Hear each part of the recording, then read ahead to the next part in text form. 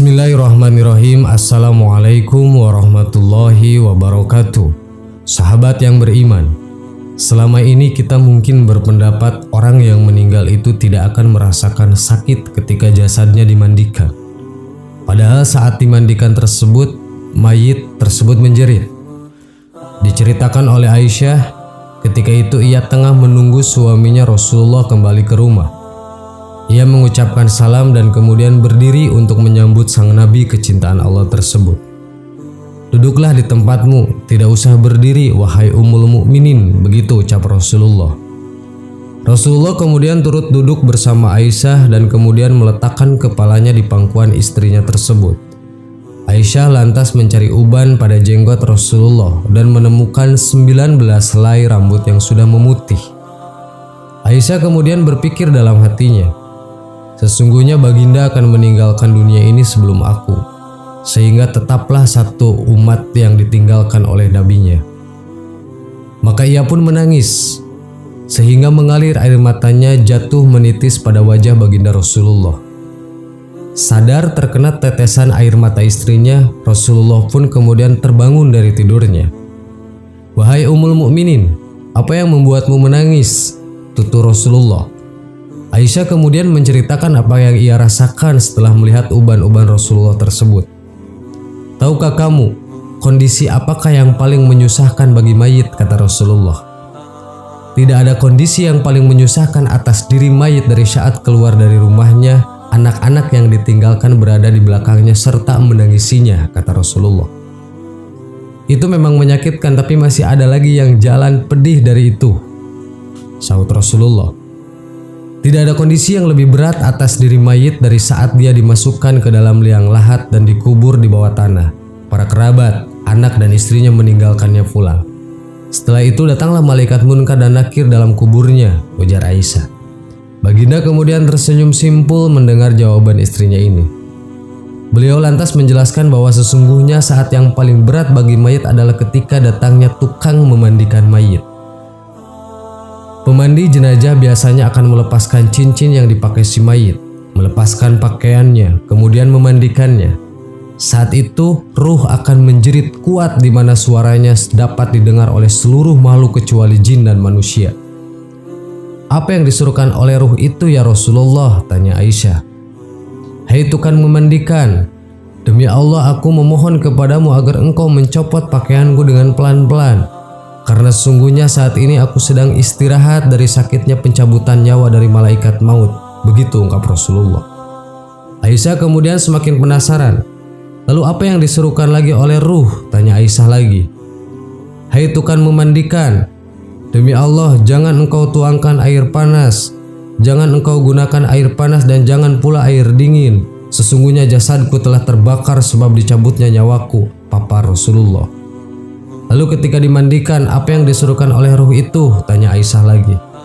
Dan ketika dimandikan, ruh itu berkata, "Demi Allah, hai tukang memandikan, janganlah engkau pegang diriku terlalu kuat. Sesungguhnya jasadku masih terluka karena keluarnya nyawa," tutur Rasulullah.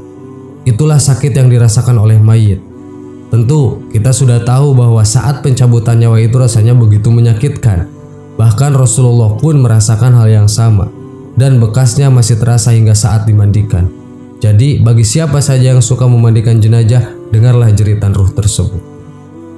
Sahabat yang beriman, itulah jeritan ruh ketika kita sedang dimandikan dan sudah menjadi mayat. Semoga kita meninggal dalam keadaan husnul khotimah. Amin. Wallahu a'lam. Assalamualaikum warahmatullahi wabarakatuh.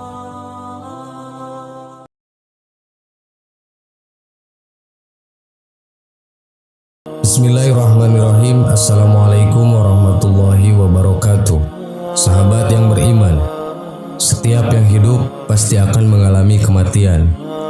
Salah satu tempat yang pasti akan menjadi tujuan terakhir saat manusia telah meninggal adalah kuburan.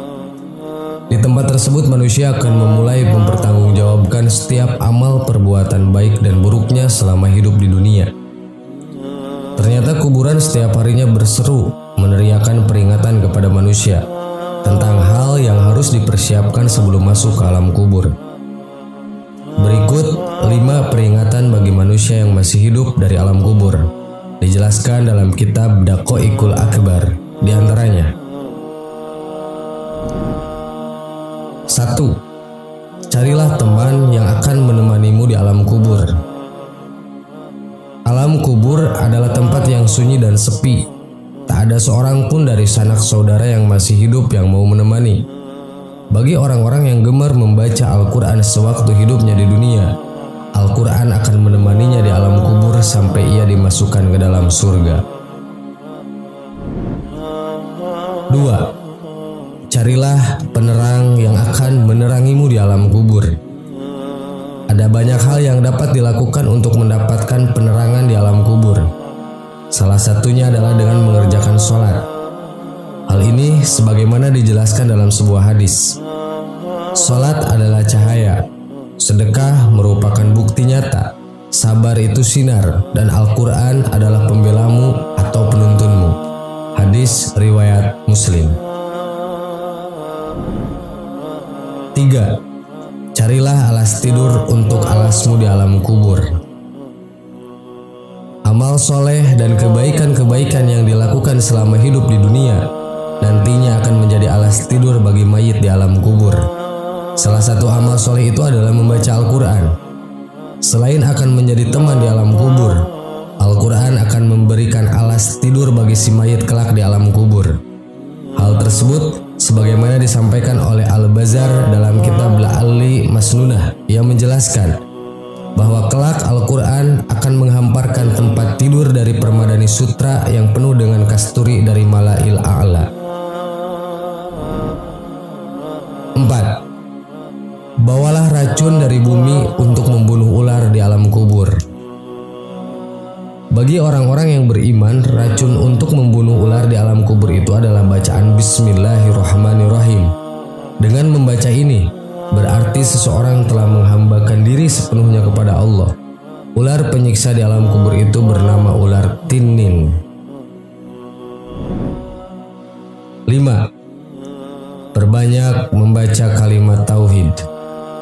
Dengan memperbanyak membaca kalimat tauhid, La ilaha illallah Muhammadur Rasulullah, meresapi dan memahami maknanya, maka hal tersebut dapat mempermudah mayit dalam menjawab pertanyaan malaikat di alam kubur. Hal tersebut dikarenakan kalimat ini merupakan zikir yang paling utama. Barang siapa di akhir hayatnya mengucapkan kalimat tauhid ini, maka ia mendapatkan jaminan surga. Sahabat yang beriman, demikianlah 5 peringatan yang diteriakan oleh kuburan kepada manusia setiap harinya. Hanya saja kita tidak diperkenankan oleh Allah untuk mendengar teriakan tersebut. Karena bisa jadi, jika kita diperdengarkan teriakan tersebut, akan menjadikan kita merasa sangat ketakutan. Wallahu a'lam. Wassalamualaikum warahmatullahi wabarakatuh.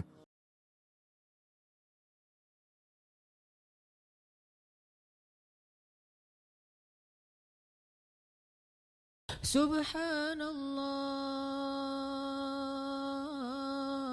walhamdulillah wa la ilaha illallah wallahu akbar. Subhanallah